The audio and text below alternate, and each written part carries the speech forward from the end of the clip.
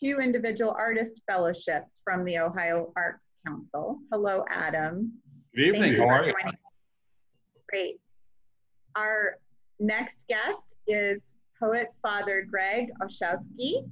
He has collaborated with Adam Bernard in the past as well. He is the parochial vicar of Our Lady of Mount Carmel Parish in Wycliffe. He has written the poetic narratives that go along with Adam Bernard's photographs, using the photographs as inspiration. And he's going to be reading some of those poems for us this evening. Good evening, Father Greg. Good to see everyone. Thank you. Yes, thank you for joining this conversation.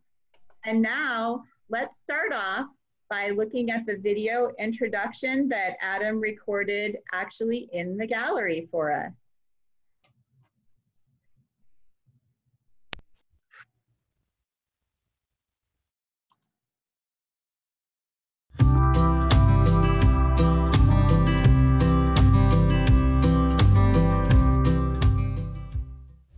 Hi, Adam Bernard, the Ranger, here at the Massillon Art Museum. The museum is spotless, it is clean, it is ready to show. So we welcome you to please make your way to Massillon and see the photo exhibit, Town and Country, featuring Route 42. We have a nice selection of photographs, 16 to be exact, and Town and Country features the different routes and roadways that I've taken over the past years photographing, and about half of them I've dialed in on Route 42, which if you're familiar with Interstate 71 from Cincinnati to Cleveland, Route 42 was the predecessor to that. And a little information for you. Up north, we are at the Soldier Sailor Monument in downtown Cleveland, and Route 42 goes all the way down to Louisville, Kentucky. And we've taken that trip with Father Greg, who has written the poetic narratives for the photographs. And if you like to drive, get in the car and experience scenery outside of the everyday, Route 42 does that. It's, you know, old areas to newer areas, new areas redeveloped and maintained, to nice rural areas, and it just shows off Ohio. Being an Ohio native, it's very exciting to be a part of this and work on this project. And the work isn't over, my friends. It keeps going. All right, so I worked at Sun Newspapers in the late 90s, August of '98 to be exact. And you know, when you're a newspaper photographer and you got your beat, you know the routes to take and what's going to get you there the fastest. And you learn your territory. I took, you know, Route 42 from downtown Medina up to Brunswick all the time, and really never thought twice about the road or the scenery. It was only after I had left the paper that when I got back into photographing more of scenic views and we'll call them, you know, and environmental entities, if you will, that when I got back on photographing Route 42, I had a new sensibility about the area. I was working in it before, I wasn't noticing. I kind of took a step back and started driving to get a feel for what a new project would be. So this exhibit, you know, really started heading out of the driveway, heading to Medina Square, you know, kind of reworking some old routes, if you will, and following on those, and having a new experience with an old road. I'll give you a little secret also. When I'm driving, the music is off. We are radio silent. The windows are down, the sunroof is open, So I can kind of smell the area. I can get more of a feel of the area. It sounds a little silly, but when I'm silent driving, that's when you got to concentrate. And sometimes you pass something and you get a tap on the shoulder. Stop, turn around. Did you see that? Did you see that color? Did you see that shape? Did you see the form? Did you see the relationship between something off in the distance? So that's a little secret. I'm not going to give away all my secrets, but that's one of them. Thank you for tuning in. I hope you enjoyed the little video presentation here.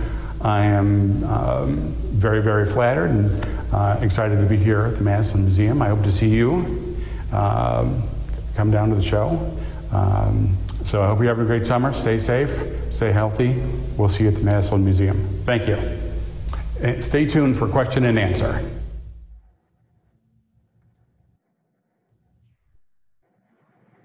All right, thank you, Adam, for recording that video for us. Absolutely. Yeah. So I'd like to begin by asking about the collaboration between the two of you. I know this is not the first time that you have collaborated. I had the pleasure of being able to go to your exhibition at Trust Books in Akron, and Father Greg had written poetic narratives to go with a different set of photographs, also featuring Route 42. So tell me a little bit about your history as collaborators. Well, let me think about this real quick. I went through a phase of kind of like artistic redevelopment. I had to, figure out where I'm going and what I'm doing. And during that process, I went through some photo books as reference, and I saw that, other photographers in the past have had writers work with them. A simple example would be Robert Frank with Jack Kerouac. That's on a very high level. But I went through my list of people that I knew that were writers who would understand this type of photography, this type of scenery, et cetera, et cetera. And, I thought of Greg like right off the bat. He was a West Sider, grew up in Berea, went to Padua, went to Cleveland State. And I reached out to him and told him what the idea was. And we met for coffee near one of his former parishes, and showed him my pictures and kind of what the idea was. And he said, I'm in. This is good. This is good stuff. This is good stuff. So that's where it started. I'll let Father Greg talk for a moment on his perspective. Yeah, well, it was around 2014, 15, and we finally got back together. And Adam and I had worked collaboratively at Sun Newspapers in the Medina office. Okay. So you're looking for photographs that match your stories and this and that. And we often talked, and one of our favorite places to go to was a donut place in Brunswick on Pearl Road, Route 42. So when he called me, he says, I want a writer. And I'm like, really? And he says, yeah, I want somebody to write with my photography. And I said, all right, I'm in. I can relate. I'm in. What do you want? He goes, well, that's up to you. I said, well, that's too open-ended. And, according to my therapist, I'm very task-oriented. So when Adam presents me a task, I can dive into that and start the work from there. Wonderful. And I think you had written to me, Father Greg, that you and Adam had actually traveled along Route 42 together. Would you like to share some of that story with us? Oh, when Adam told me about 42, because everybody loves Route 66, right? Right. And he goes, what about 42?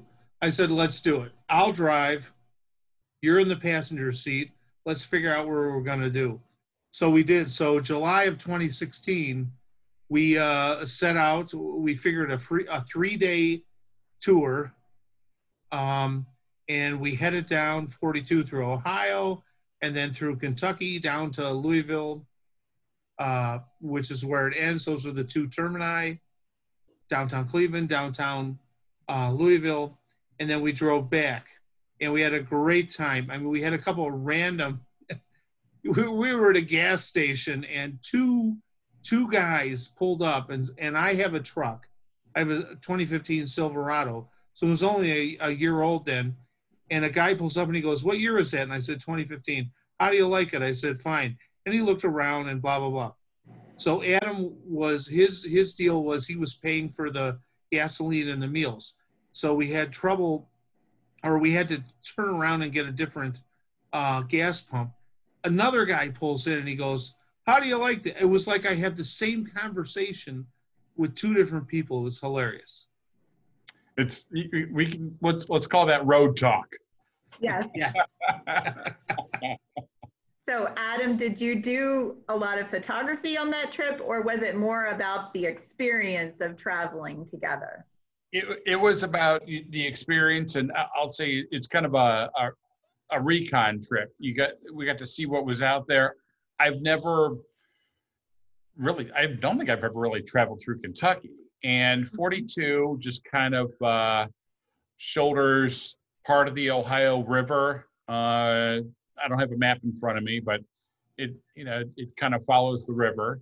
And boy, that landscape, as soon as you get out of Ohio, it is up and down and all around. It's a lot different than the landscape that we have here. And it just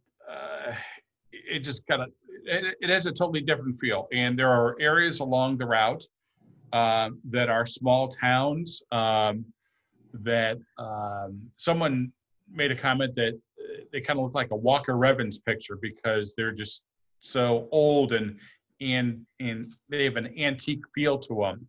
Mm-hmm. But there's also some areas that that have industry along them too. So mm-hmm. I have to say it is a pretty drive. It really is. So it's just different than an Ohio drive, but that's a different state. But it's very pretty drive. Yeah. All right. Well, I would love for us to be able to take a look at some of the photographs and focus on them in your exhibition. So we are actually going to begin with the first photo in the exhibition, which is called Richland Transmission, Cleveland, Ohio. And to accompany it is one of my favorite poems. I don't know if you had planned to read this one or not, Father Greg, but we'll start off with Adam talking about this. So give me just a minute here. I'm going to share my screen.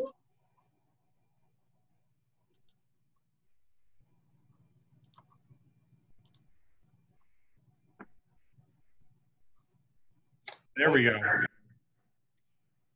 Okay, go ahead, Adam. All right.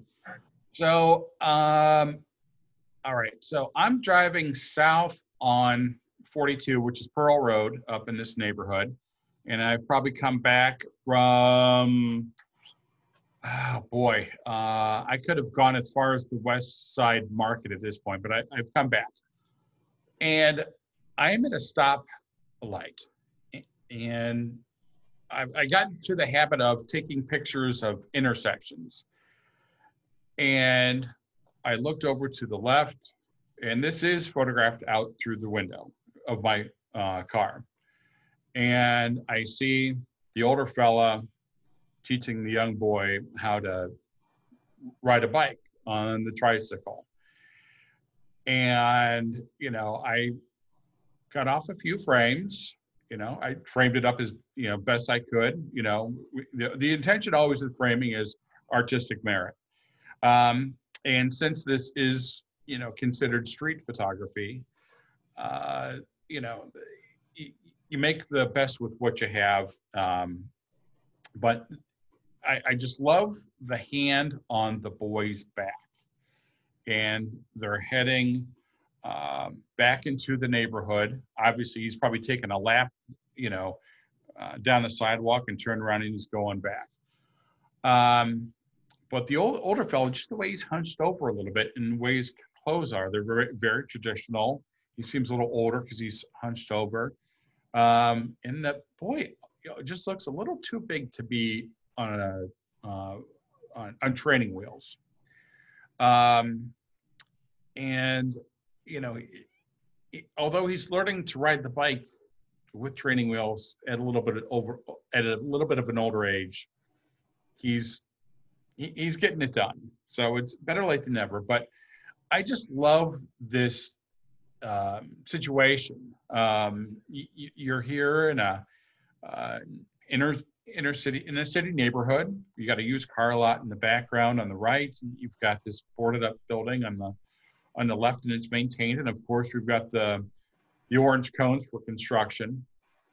But regardless, this kid's learning to ride a bike, and I think it's a beautiful moment between younger and older, and I think it's a beautiful moment within the city here. So I think that this picture has a lot of hope and respect, and a lot of grit and character to it.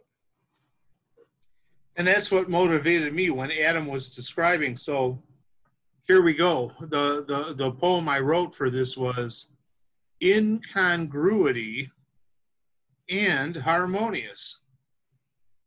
He appears too old for the training wheels, as does the one on the bicycle. The beautiful pearl here is human contact. As wisdom steadies the disciple, though wisdom here follows behind. They belong to each other, if not more than to the street corner. They are this moment's traffic, this moment's hope.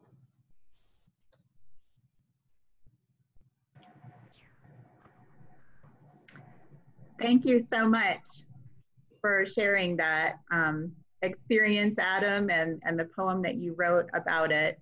Let's take a look at another image. This one is one called Laurel Square Shopping Center, Brunswick, Ohio. And I'll just toggle over to the next screen.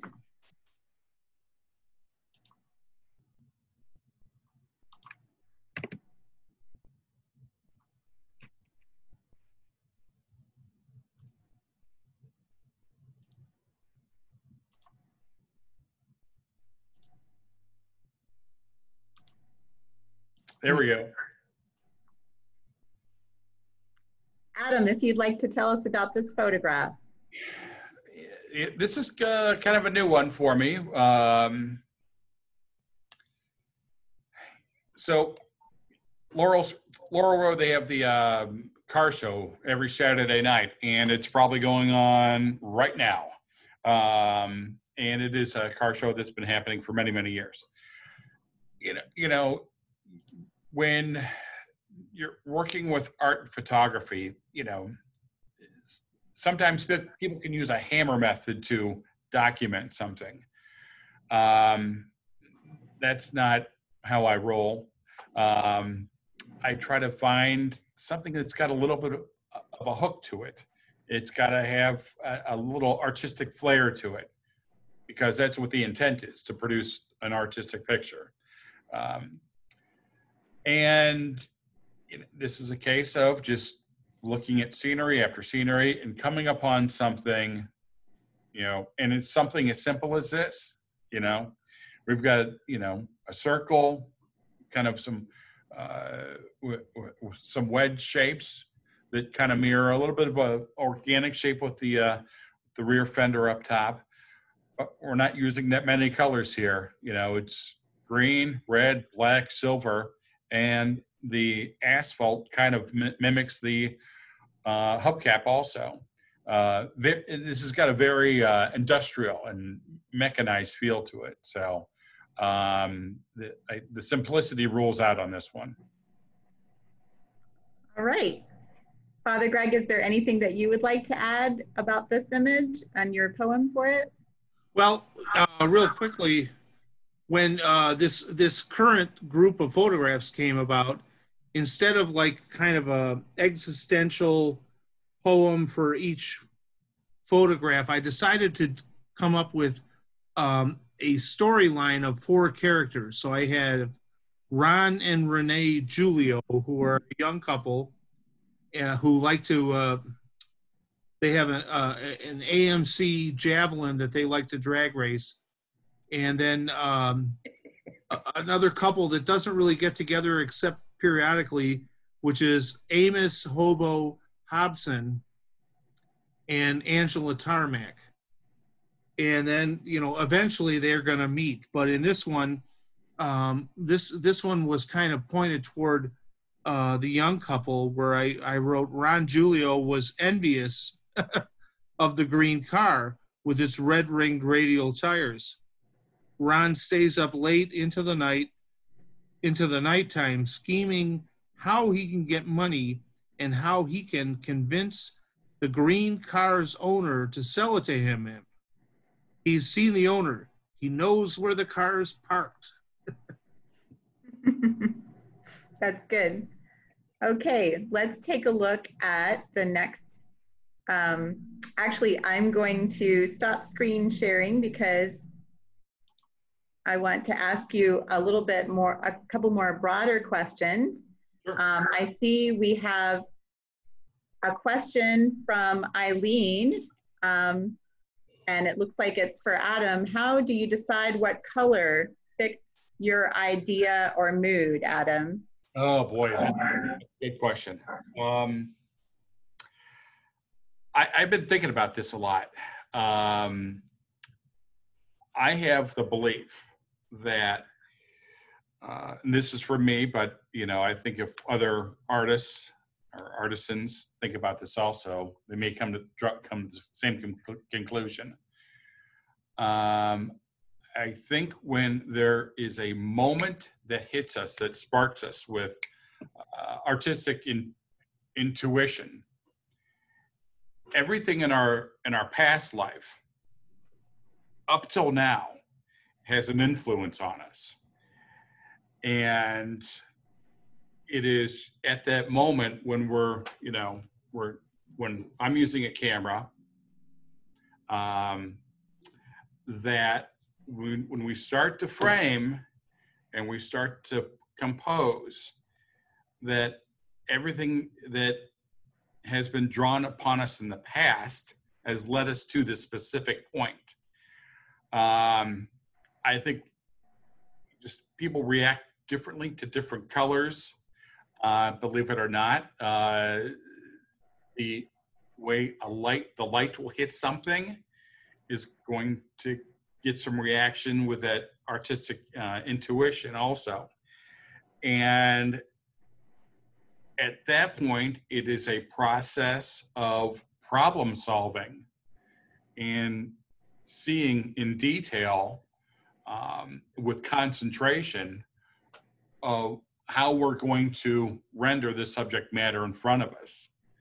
I think it's a great question, but specifically, there's no preconceived end product when first inspired by something.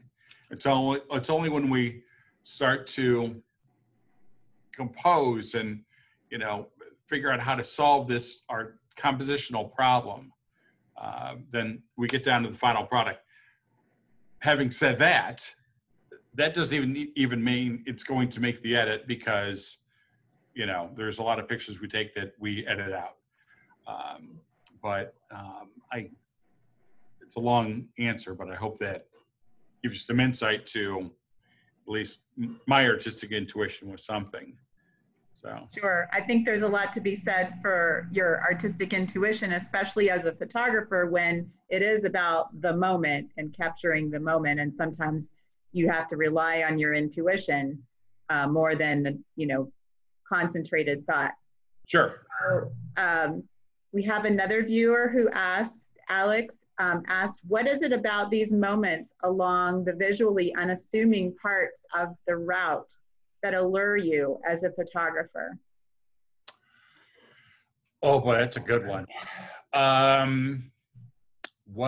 Repeat that one more time. What is it about the moments along the visually unassuming parts of Route 42 that allure you as a photographer? I think some things, they're present now, but that doesn't mean they're going to be present tomorrow or next week. Things are ever changing and ever evolving. And if there is just an inkling of spark of the subject matter, I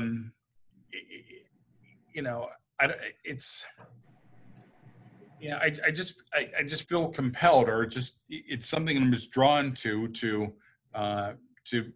give it a shot, to photograph it. And I've been traveling Route 18 out to Wellington, up to Oberlin, back down to 303, and I've been doing this pattern for about 2 weeks now. Some days I just drive and I don't take any pictures. And last night was a good night because there was just, I think a lot of it had to do with the light. I was chasing light. I think that may be part of the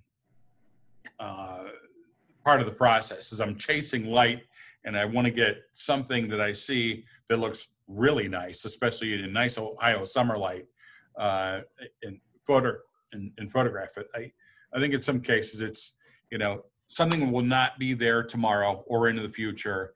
And part of that also is I'm chasing the light on this subject. And,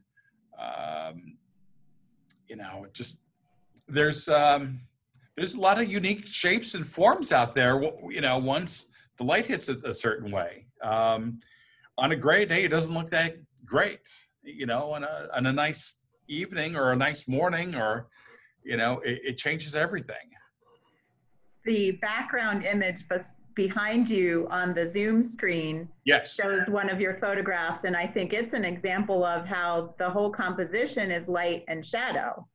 And that's what really creates the visual interest. So let's go back and take a look at one of the other photographs. And this time, Father Greg, I'm going to have you start off with your reaction. We are going to look at the photograph titled Medina County Fairgrounds. And I'll just share my screen here.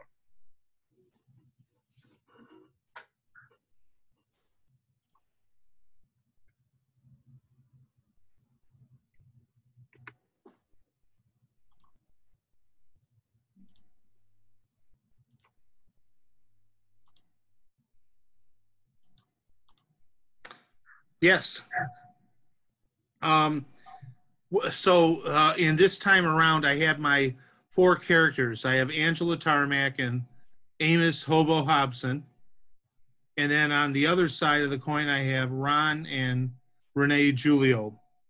And this one sparked, if he's going to be a hobo, if he's kind of a ne'er-do-well, kind of in the John Steinbeck tradition. So this I wrote a little bit, what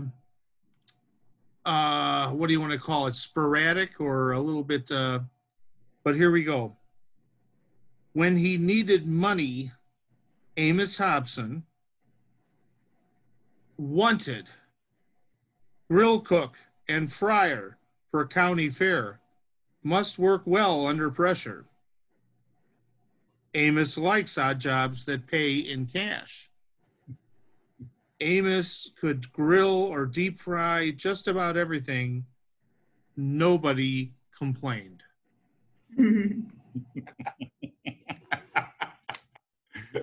We're coming up on fair season, so. Yes. Oh boy. So one of our viewers asked, Adam, how do Father's poems make you view the photographs differently? Do they make you view the photographs in a new way? I don't know about that. I think that these group of poems, he brought like life and character to the pictures. A picture is very good at describing something if it's executed well. And that's part of the reason I wanted to have someone who was a creative writer bring something to these pictures. In any form of creative writing. Just I think it enhances for the viewer a different experience, and I think they go back and they look at the pictures, they'll read the poem, they go look at the picture, they read the poem, and it establishes a bit more of a connection. And is a reading experience, as a viewing experience, a comprehensive experience, I think it really adds to the whole thing. So it's I find it enjoyable. I like Greg's style of writing. For what he did previously in the fall was different than now, and I think they're both done very well. Mm-hmm. Yeah. Good. All right, so we have a few more questions from viewers. Mm-hmm. Eileen asked, what is your greatest joy of photography? And I think actually maybe this is something you could both answer for each of your artistic fields. So we can start with you, Adam. All right. But I'll take this back to last night. It was just a beautiful summer night. And, I gave away the tidbit of I turn off the radio and I drive and it's quiet and I can concentrate. And it was just it was a beautiful evening. And sometimes, and I'm sure a lot of people experience this, they'll drive past a certain place for so long or so many years, and they've never noticed something about the particular building or the area. And that being able to notice different things at different times, and being able to enjoy that moment in the scenery, knowing that I am active and alive with it. I think that is the greatest joy.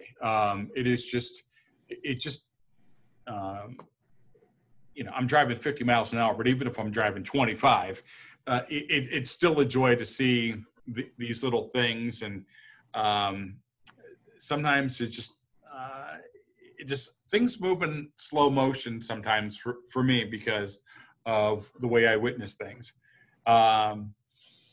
Just being alive with that situation is just incredible. That's the joy.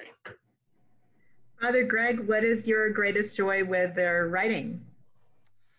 Well, I think joy is the right word. I think one of the things that photographers do as artists is, and then to coordinate with me, there's a good number of poets over the years that will find a painting or a sculpture and craft a poem before that.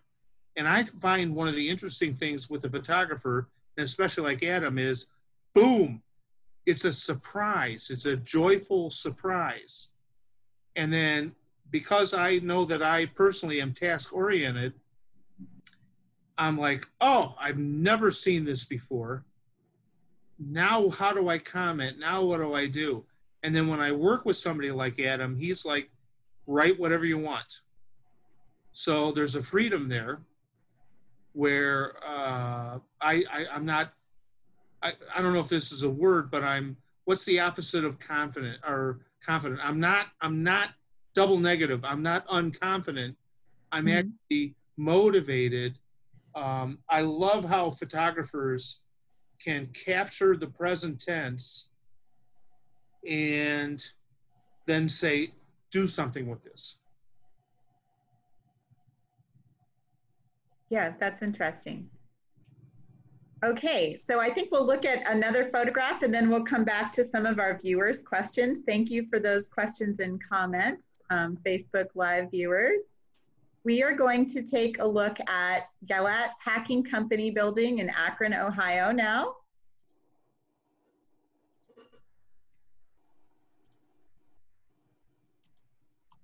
Oh, I love it.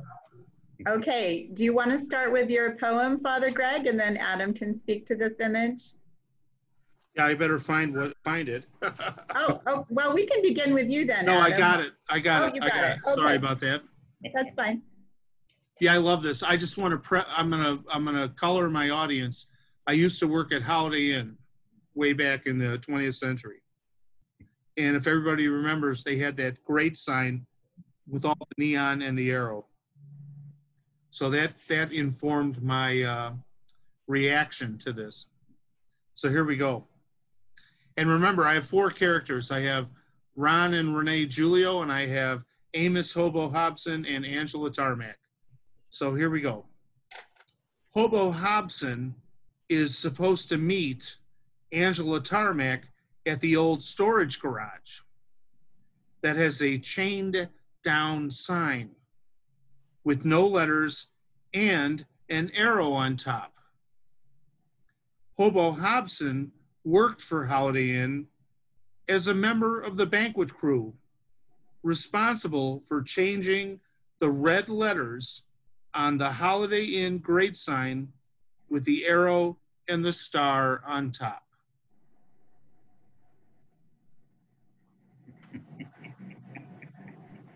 I see it's making Adam chuckle there.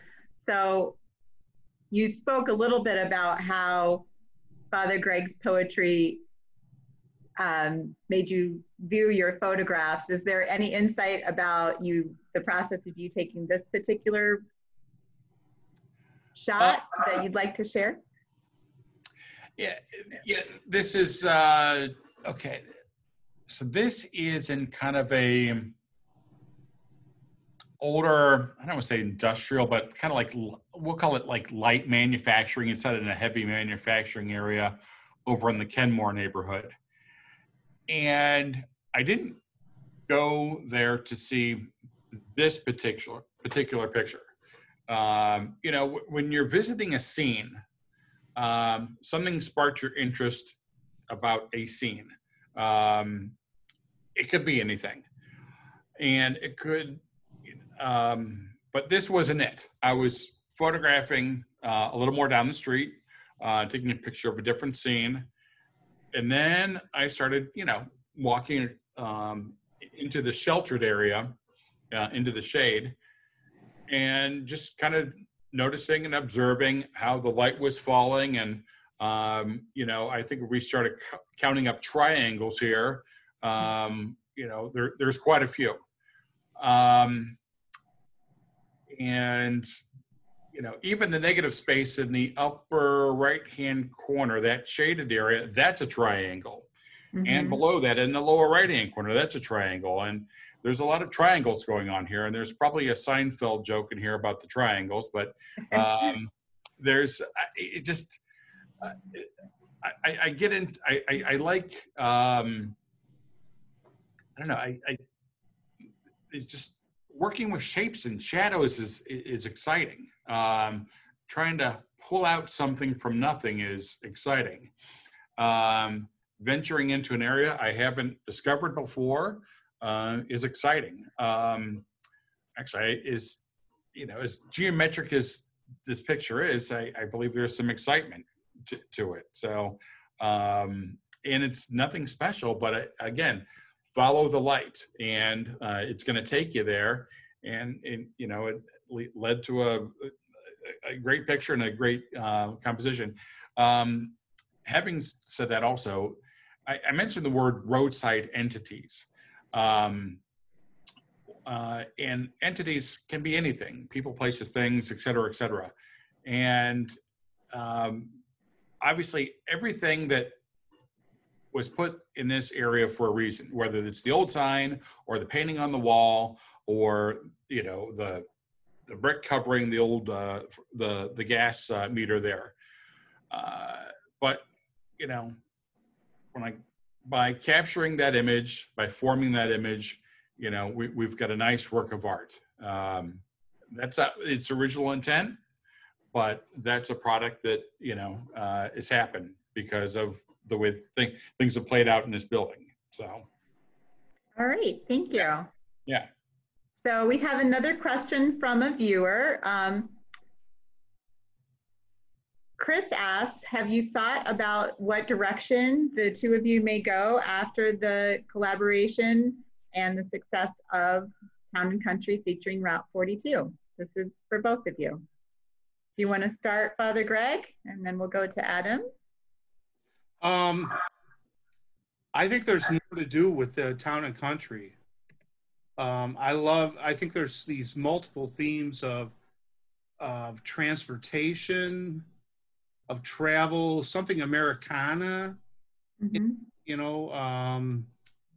then Adam was able to capture a lot of, there's a theme of painting and composition. So I think in the short term, he and I can continue to develop the Town and Country work, because we had a great time. I mean, it's amazing. I think this is hilarious. 4 years ago, we traveled that route. We did that, together. And so there's there. And then whatever the other side of the coin is, if Adam's got a new idea and he wants me to participate, bring it on. How about you, Adam? Well, truth be told, I have not delved deep into Kentucky part of Route 42. Here in Northeast Ohio, I've kind of chunked away at certain areas. Back in May and June, I've, kind of chunked away Mansfield in Ashland area. I need to get into Franklin County and more south.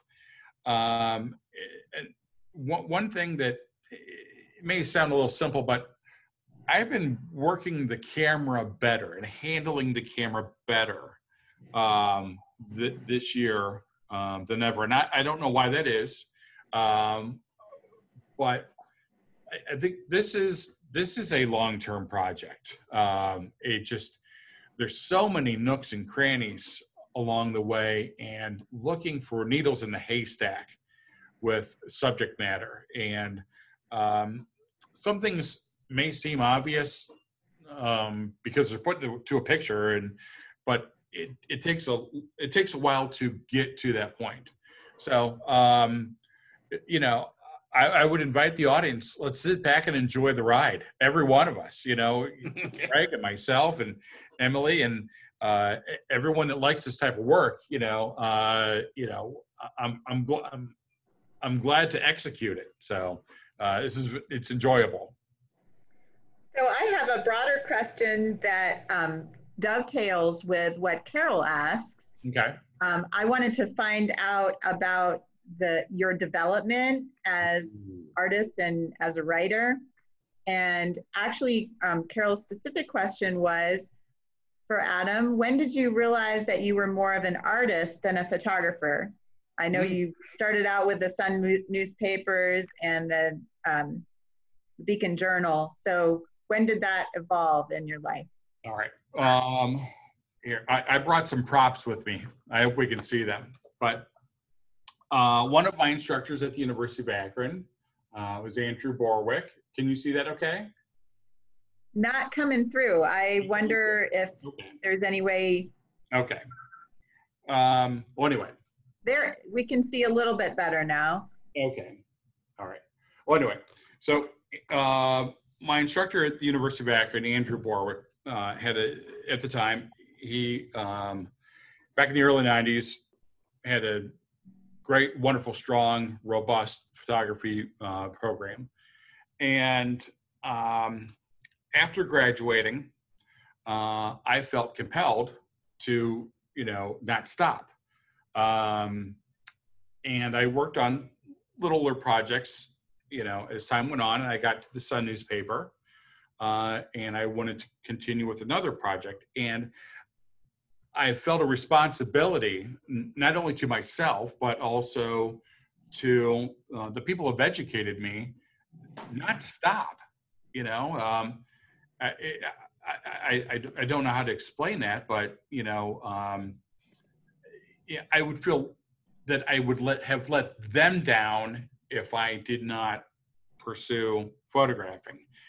As far as the art goes, I think sooner or later, when you start having a discussion and thoughts with yourself about what am I doing with my craft, what am I, where do I want to go?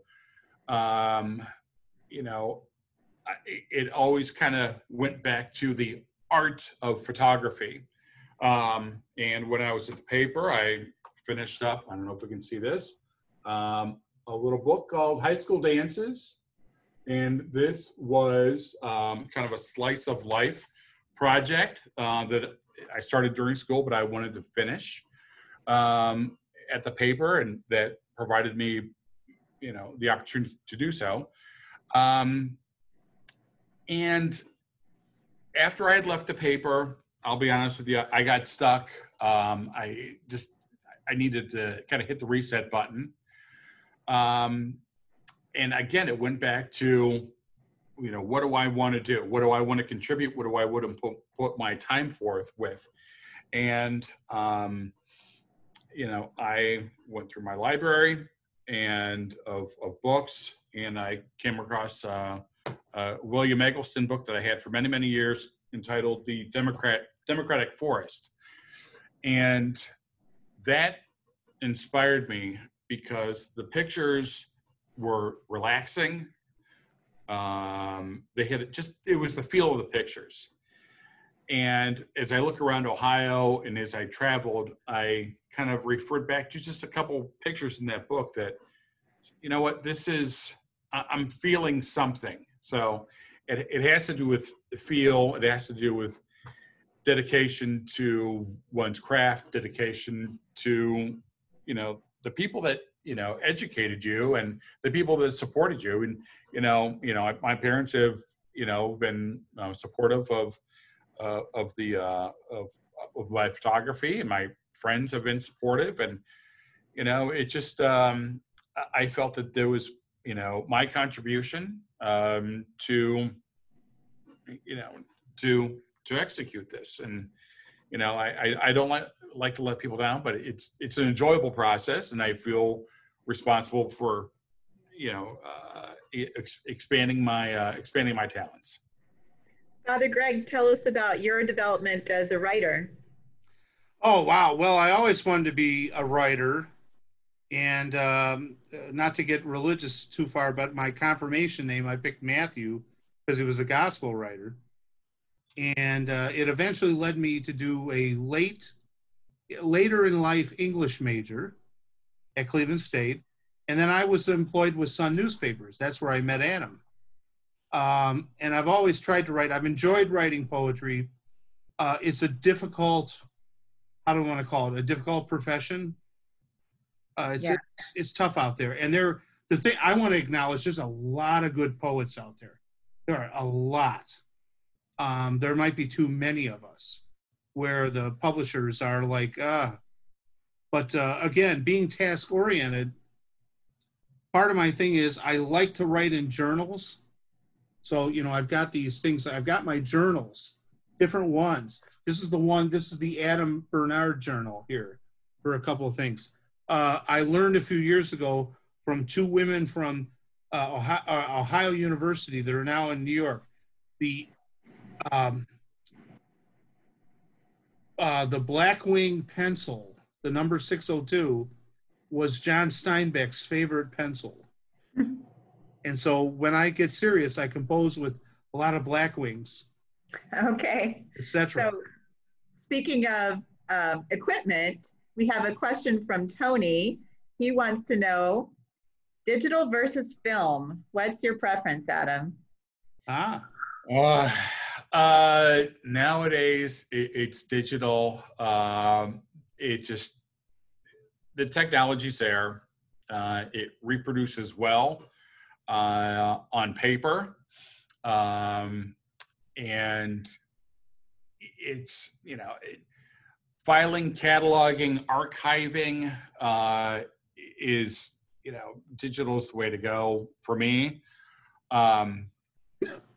Having said that, it is tempting to say, it'd be nice to get a batch of black and white film and just run it through a camera, but we're still left with, it's going to end up on the computer anyway, so let's take advantage of the technology. But, film's got such a look that, it can't be matched. It's its own thing. Digital does a great job. You just, I think they're both wonderful, but I think digital is the way to go for myself.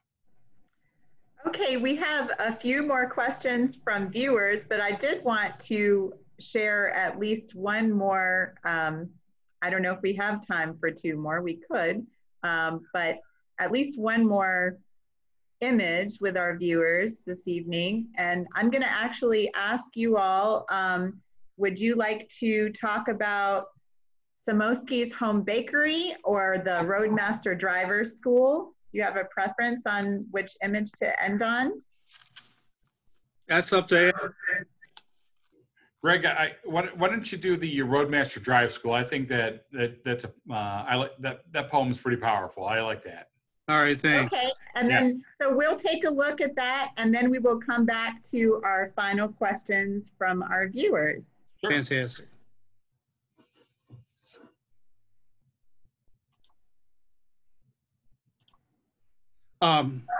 As we're pulling that up, part of my hope was with Ron and Renee Giulio and Hobo Hobson and Angela Tarmac that they had to come together and meet somewhere, and they did at the bakery.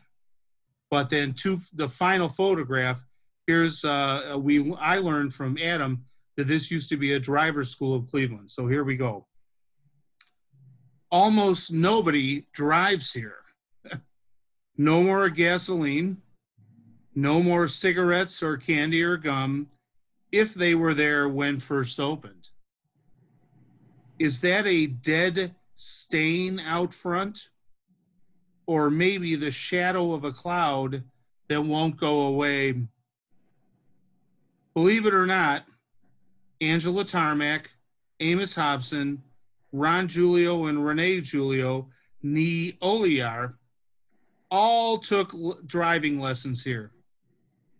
Years later, they met in a bakery and didn't know it. A past that wants to be a future, but settles for a present. Okay. That's a good one. I love those words. All right. So we have a few more questions from viewers. Brian asks, how do you get in the mood to shoot and in the mood to write? We'll start with you, Adam.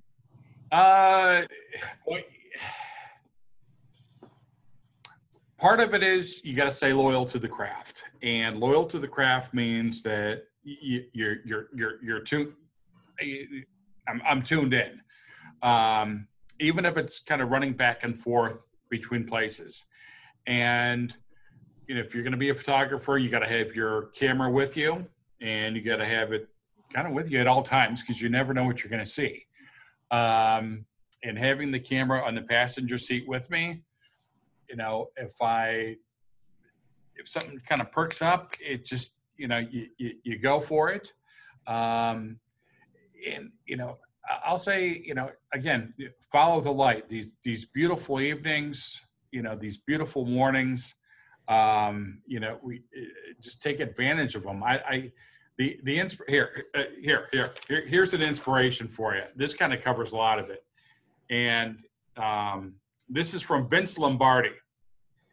I firmly believe that any man's finest hour, the greatest fulfillment of all that he holds dear, is the moment when he has worked his heart out in a good cause and lies exhausted on the field of battle, victorious. Wow. Now we're talking Vince Lombardi, the Green Bay Packers coach. And I immediately thought of a painter in front of a painting, putting on that final stroke and saying, it's done. You know, as an artist, I can relate to that. Okay. It's done.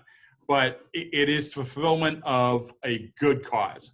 And art, literature, it is a good cause for humanity. Thank you, Adam. So we have a question for Father Greg. Lois asks, did Father Greg's experience on Route 42 impact or ever make it into your sermon? Oh, yes. That's a great question. That encounter with two men within a 10-minute period with the same conversation gave me a reflection on how I encounter other people and what that means as people of God and the surprises that can come from just being present, just being there and listening. And you hear such great things from such wonderful, matter-of-fact people. Wonderful. Okay, so one last question from one of our viewers. Tony asks, says, High School Dance is one of the best photojournalist series I have seen. He's curious to know if you, Adam, once schools are back, would you do another series with high school kids to see how different times are now? Actually, that's a good question. And when Greg and I were at the newspaper, we did an editorial series on teenagers at work. And that was, we got an award for that. You know, and I've thought about that again because, you know, we're talking about employment and, you know, and labor shortages, that and the other thing. I would, you know, the high school stuff, the dance stuff is done. I just, you know, it's got to be put away. I would like to revisit the teenagers at work.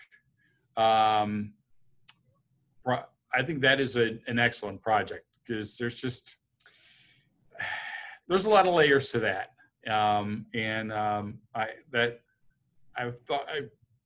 going to be revisited, I believe. Yeah. Wonderful. Greg, do you remember working on that? I didn't catch that. Greg, do you remember working on the Teenagers at Work project? Oh, fantastic. We found a girl who worked in a lumber company, a young guy who was a grease monkey, and what was the third one? We did a 3-part series.